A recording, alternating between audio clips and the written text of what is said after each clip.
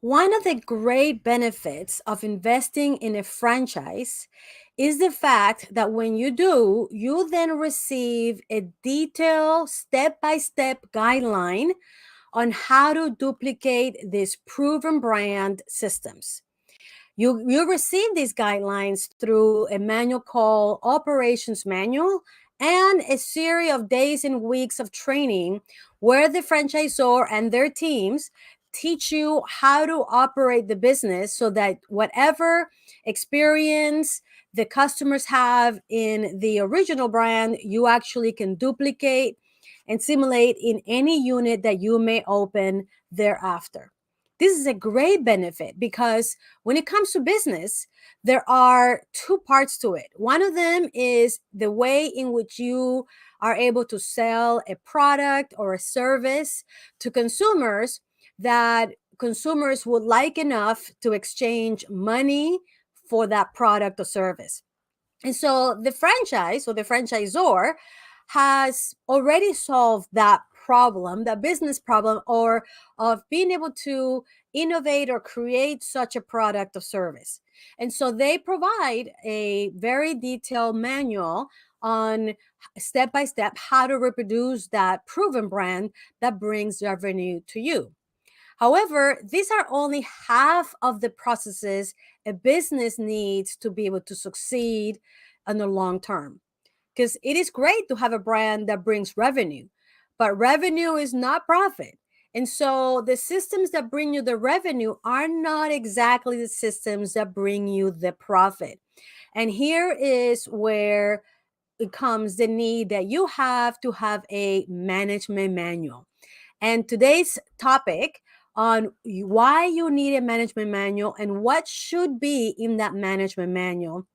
And why does the franchisor not provide that information so that you can more than likely, and I said not secure, not be for sure, but it will be more likely that you'll be successful in your business. So let's go ahead and get started, and let's talk about first of all why the franchisor does not provide this management manual or this set of procedures that you need. And the reason the franchisor does not provide that is actually two main reasons. The first one is for them to provide all of that management manual and all the systems that come in that, they will have to invest a lot more money in people, in processes, in development and training, and therefore they will have to charge you a lot more money because in reality, what the other half that's missing, that management side, is literally a business degree in franchise management. And so they will have to charge you a lot more to be able to provide that. And the second reason that they do not provide this information is because of liability. If they were to get involved into those other management systems that are missing, then they will be liable for how you execute those systems or not. At this point, the franchisor, when they provide you with a brand, they are liable to make sure that whatever product or service that you are providing, that they are actually requiring you to provide, is safe and it is proper for consumers to not only experience but eat, in case if it's a food service system or a service, etc. They're liable to make sure that those procedures and processes and products are safe. And so for those two reasons, they don't provide that. Now, what am I talking about? What are these management systems that I'm talking about? Well, we make them into three big buckets, okay? The first one is the system to hire and retain great people. The second one is the systems for you to increase sales year over year. And I'm going to get a little bit more detail in each one of these. And the third one is the systems to control waste and increase and maximize your profitability. Now, you can see how important these systems are. And these are the systems that your leaders, your unit managers and your unit assistant managers must be executing day in and day out so that you can have not only a business that brings you revenue, but also a business that brings you profit. So as you can see, it is very important that you have these systems in place and that they are as accurate and complete and proven as the ones from the brand. And you need to have them in place so that your people can actually follow these procedures and successfully and consistently develop and produce consistent results in your business. So let's talk about what each of these systems are and why should they be in a management manual. And the reason is because that way your people, you have a place where you can then go to and use to train your existing and future leaders. Because the reality is that there is turnover. And if you don't have a particular place or tools for you to train the systems to your new managers and your new leaders, then there will be inconsistencies and things will get lost along the way, which is why a franchisor produces and provides a an operations manual of sorts. Now, it used to be that they give it to you in a manual format, in a binder that you will have in the unit. More and more these days, these franchisors are putting that operations manual and guides online. Either way, you know that if you needed to teach one of your employees how to produce a product or a service for your customers, you know that you are able to go either to a an ops manual or an online source that will tell you exactly how to do it, and that way is how you can train your people.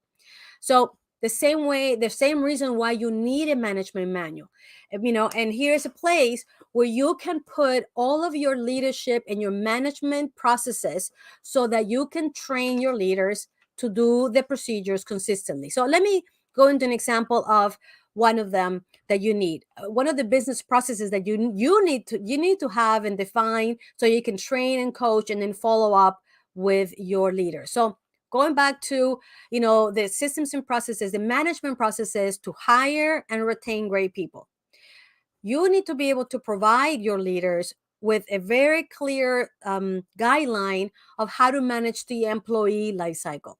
What do I mean by the employee life cycle? Well, how to hire your people, how to onboard your people, how to train your people, how to give them raises, how to evaluate their performance, how to recognize them, and of course, how to discipline them. All of that is the employee life cycle. And, if need be, how to terminate them. All of these business processes are the systems and processes that you need to provide, that you need to define and train your people on. Now, you can see how if you are able to have all those processes and procedures documented, that then you will be able to better and more consistently train your managers so that they can do these processes on your behalf in a consistent way, in a way that you will want them to do. Now, there is a second set of processes and procedures that should go in the management manual, and that is how to increase sales year over year.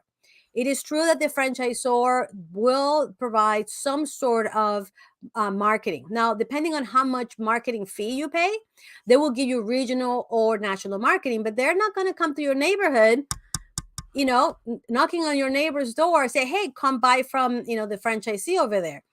They're going to give you a more of a regional and national marketing. It will be up to you to make sure that you have systems in place for your managers, your teams, to be able to not only capture sales, but increase sales year over year. And you need to provide that, define it, document it, train it so that they are able to then learn it and then do it day in and day out. Another processes or procedures that you need to have documented is the custody of cash. If your business still collects cash today, that means that there has to be process and procedures, business procedures to protect that cash and make sure that that cash gets to the bank. So you see how important it would be to be able to have documentation on how to do a deposit, how to prepare it, how to take it to the bank, or how to prepare it in case you have a pickup system, how to manage their register, how to make sure that it balances out properly. All of these are procedures that need to be documented, defined, trained, coached, and followed up upon. And the best way to make sure that that happens is if you put them in a management manual. Okay. And let me give you a couple of examples of the last one, which is how to control waste and maximize your profits. Obviously, at the end of the day, we're in business to make money. And it is an important skill and ability for your managers to know exactly what they need to do to control the waste in your business so that you can maximize the profitability. Let me give you a couple of things. The two major expenses you have in your business is labor cost, product cost. Each one of those have several processes and procedures, many of them, as a matter of fact, that will ensure that you have the lowest cost of labor but the best possible service. The same thing with the product cost. How can you have the least amount of product cost but still provide great product and service to your customers? It requires abilities to go from how to make a schedule, how to follow up on the schedule, how to make sure that people are following up, what are the policies and procedures that need to be followed for doing a schedule so that you can maximize your labor. When it comes to your product, you need to know how to do inventory, how to do an order, how to look for waste, how do you look for theft. All of those processes and procedures, those are the business management procedures. And those are the ones that should go in your management manual. Now, the question is whether you are a franchisee or an independent business owner, you must have these procedures in place. So if you are a franchisee, the franchisor provides your brand systems. If you are an independent business owner, you need to create your brand systems. But whether you are a franchisee or an independent business owner, you both need to document your business management systems so that your managers and your leaders, your shift leaders, your assistant managers, whatever titles your leaders in each of your units have, they need to know how to do this work. They need to know how to manage your business. They need to know how to lead their teams. They need to know how to increase sales, and they need to know how to maximize your profits. And the only way to do that is you teach them how to do that. Now, the process that it should follow is first, you as a franchisee and business owner must define what those systems are. You need to decide. You need to define them because you want to do it. You want them to do it in the way that you would do it. So first, clearly define what those processes and procedures are. That's number one. Number two, you need to document them. You need to put them in a place where it is consistently found, referenced, and trained from. That is what the management manual is. Once you define them and you document them in your management manual, then you train your team. Then you train your managers on how to follow these procedures. And then after that, once you've done it one time, all your job is to follow up and make sure that these systems are being executed. If you see something that is not being done right, pull up your management manual and review it with the team leaders. Once you see that something is, needs to do a little bit better, well, you can then refer to that document. And that is a value in the importance of having a management manual. So my question to you is, do you have a management manual? Do you have all of your business processes documented and defined so that your leaders, the people that you want to delegate operations so that you can have time freedom, do you have that in place? If you don't, let me invite you to think of two potential things that you can do right now. Number one, you can schedule a call with our admissions office here at the American Franchise Academy to learn about the program that we have where we help you define your business systems and then put them all in a management manual. Okay, so that's option number one. If you want to do that and schedule a call with our admissions office, all you need to do is go to www.admissioncall.com, and I'm sure a friendly person is going to be right there to walk you through the programs that we have so that you can have the management manual that you need, define one time, and then you can duplicate it with all the units that you open thereafter. That's the first thing you can do. The second thing that you could do is you can join one of our multi-unit masterclasses. And the reason is a multi-unit focus is because if you're the one running one unit, as long as you know the systems, you're good to go. You know the systems, you're there day in and day out, and then you execute in those systems. But when you go and become a multi-unit franchisee or a multi-unit owner, you have to document the systems so that you can delegate them. So the second thing that you could do is join one of our quarterly masterclasses.